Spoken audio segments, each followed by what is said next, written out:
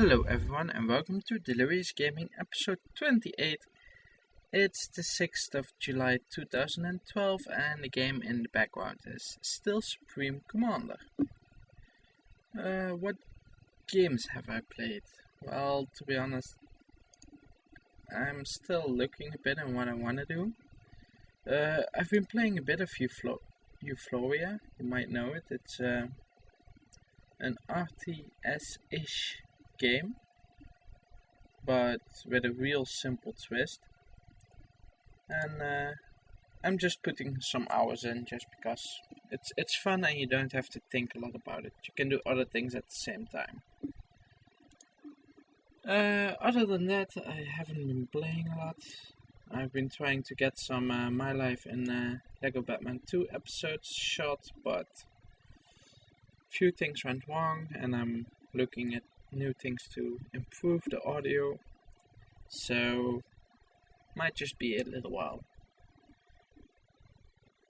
I'm compiling the first 7 episodes at the moment, seeing as I've already completed those with not so great audio, but to be honest it can't really be helped. It's way too much playtime to redo it for a bit. Now, onto the gaming news. The Walking Dead episode 3 will be released around the middle of August. Telltale Games has apologized for the late release of Walking Dead episode 2. This one was released last week on almost everything. Only the European PlayStation 3 owners needed to wait until this week, which made the second episode 2 months after the first one, and they wanted to do it a bit faster than that. So the next one will be in the middle of August, which gives it about 1.5 months, so it will give you something to do if you have summer holidays. And Namco Bandai has announced the HD collection of Dragon Ball Z, which will contain Budokai and Budokai 3. It is not known why they didn't include Budokai 2. Maybe they will tell it later, but Namco Bandai has also told about the new Dragon Ball Z game for the Kinect, which will be released in Europe on October 5th, and I'm guessing that the USA release will be around the same time. We had some rumors earlier this week about a screenshot, and it has been confirmed. Sega is working on the game Nights into Dreams HD. It will be released for Xbox Live Arcade, PlayStation Network and PC, and will be a HD remake of the famous Saturn game. It was one of the most popular games of the Sega Saturn, and they already made a sequel on the Wii about 4 years ago, and now they're redoing the original one. The game will have HD graphics, it has a 16:9 aspect ratio, it will get leaderboard sport achievements, trophies, and it will even get an optional Saturn mode, so you can play it like it was on a Saturn. I don't know if they meant normal graphics and stuff, but we'll find out later on. Human Element is the first game of the studio Robotoki. Robotoki is the studio of Robert Bowling, who is the former Infinity Ward Big Chief. And the game that they're working on is Human Element. He's not talking a lot about what the game is exactly, but but if I read through his commentary, I'm guessing it will be an FPS game, maybe a third person. Anyway, I'm guessing it will be a shooter, and it will get some very unique elements. Namely, you have the game on your console, and he gives the example from your hurt. You need to have some health packs, but you're not searching in the game because you found nothing or it's too dangerous or anything. Then you can go to an apothecary in the real world and log in from your iPhone, iPad, other mobile phone or tablet. And when you log in, you can get the pickups through the game on the tablet or mobile phone, and you can use those items in the console version of the game. The game is scheduled to be released in 2015. He wants to make it for the next generation consoles and the mobile phones and tablets, which will of course be announced somewhere in 2014, I guess. Maybe 15 even. And Minecraft will get a new update, version 1.3, and this patch will release on August 1st, and it will put the single and the multiplayer into one part. So the only real option you can choose is multiplayer, but you can access single player worlds through that. This is done so you don't need to create separate mods for multi and single player. Also, all the bug fixes which are implemented for single player will be automatically in the multiplayer. So it will in fact, what they're saying is you won't lose any capabilities that you have now, according to multiplayer and single player. Only they will be better able to manage their updates and patches, and players who make mods will also be better able to upgrade their mods. Valhalla Game Studios is planning to release Devil Dirge on a big number of digital systems next to the consoles and the PC. He's not specifying what he means with that, but we're guessing on mobile phones and tablets. Maybe he has something else in mind, but there isn't really something else at the moment. They have also announced that they want to release books, manga, anime and a movie to create an entire franchise of it.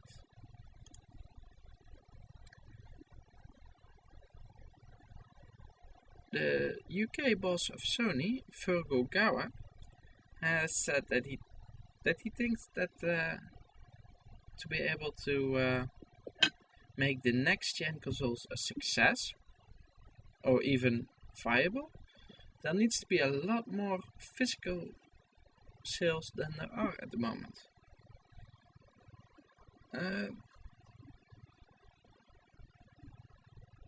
He isn't really saying what he thinks about physical versus e-store, but I'm guessing that they need some more sales to make up development costs. And it was announced earlier that a new Rambo game would be released by developer Reeve Entertainment. The game will be shown on Gamescom, which is about 4 or 5 weeks away from now. Now, on to the esports news. MLG has announced the fall schedule.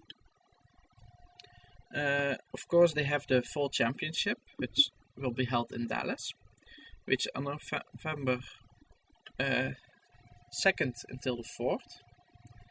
But they have 3 other things announced, which will be the Fighting Games Fall Arena, which will be held on September 15th. The League of Legends Fall Arena, which will be held from September 28th until September 30th. And we have the StarCraft 2 Fall Arena, which will be October 5th until October 7th. The 3 arenas will be held at the MLG offices in New York.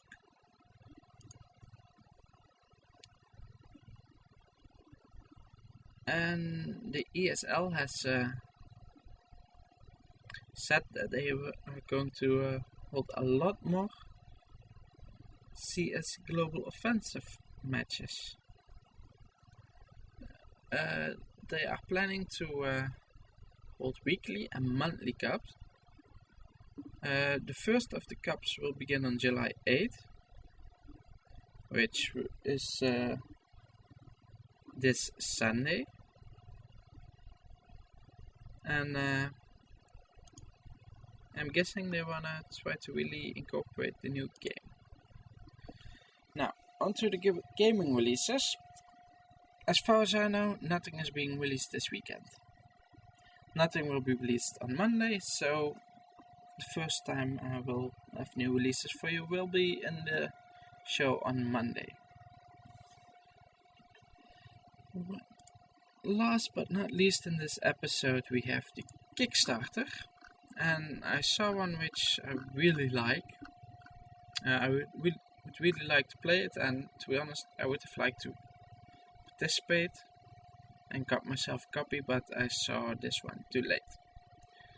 It's called Hans, the man's macabre. I'm butchering that title, I'm sure of it. It needed $25,000. It got $28,739, and it was totally funded today. And the game is a turn-based horror game that allows you to play either the ghost in the mansion or the intruders, which can have various goals. I just said the ghost that haunts the mansion, but it's not completely correct. You have the infiltrators, who are the living, who are going into the mansion. And at the beginning of the game you choose a mission which you need to do, which can be various things, like killing all the monsters, or get a certain artifact, or uncover one of the secret missions of the mansion. And it isn't announced to the defending player what this mission is. Next you can choose various power-ups and items. The other player, or the AI of course, you can play either with 1 versus 1 or 1 versus AI. The other player will be guarding the mansion. You can choose a type of monsters, which can be things like the undead, ghosts, psychopaths, all kinds of things. And every group has certain monsters in it which you can choose to defend your mansion. The game will be released for the PC, the Mac and the Linux. And they wanna try to make the game under $10. It has been in development since December 2011, and they already got 42,500 funded using the Lewis Charitable Foundation, and they need about 20,000 to finish the game. And they added some 5,000 extra to the Kickstarter just to cover the cut which Amazon and Kickstarter takes. and some extra promotional costs. It's by a studio called Mob Rules Games, and they need to. One of the things which they say is they really want transparency. So the schedule is posted online on the site. They're saying what they're going to do with the money. They explain all the money which they use. All kinds of things like that which you normally can't find, they give it. So according to their schedule, which they work really hard on to be able to follow it, I know that later on in this month there will be a closed beta, and sometime in August there will be an open beta, and they want to release the game on October 1st, which gives it a nice month before Halloween happens. So they're really aiming for a pre-Halloween release, and they're saying if they won't be able to make October 1st, there's something seriously wrong. So I'm quite confident in it. They also announced a few stretch goals. Every $1,000 which the goal stretched, you got some new creeps. They made a poll earlier on, and they asked which creeps we wanted to have made. They have a few winners, and those will be made without question. And the runner-ups are the ones which will be unlocked as stretch goals. And at the moment you have the 2 ancient ones, you have an evil genius unlocked and an extra vampire unlocked. They're also talking about a possible downloadable content pack later on, so I think the game has a lot of potential, and even if it's just a bit casual. So that was all for today. If you have any questions, you can send them to YouTube at healthwife.com. I'll be posting the link in the blog, and the link to the blog post will be in the description. So don't forget to subscribe to get all my videos, and I'll see you guys next Monday.